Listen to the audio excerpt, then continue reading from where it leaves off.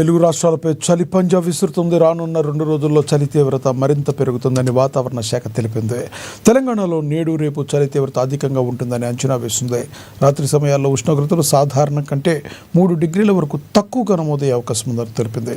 రాష్ట్రంలో 13 జిల్లాల్లో కనిష్ట ఉష్ణోగ్రతలు 10 డిగ్రీల సెల్సియస్ కంటే దిగువకు పడిపోయే ఛాన్స్ ఉందని ఆరెంజ్ అలర్ట్ జారీ చేస్తుంది. ఈ నేపథ్యంలో ఆదిలాబాద్, కొమరంభీం, సంగారెడ్డి, మెదక్, మంచిర్యాల, కామారెడ్డి జిల్లాలకు ఆరెంజ్ అలర్ట్ జారీ చేస్తుంది వాతావరణ శాఖ.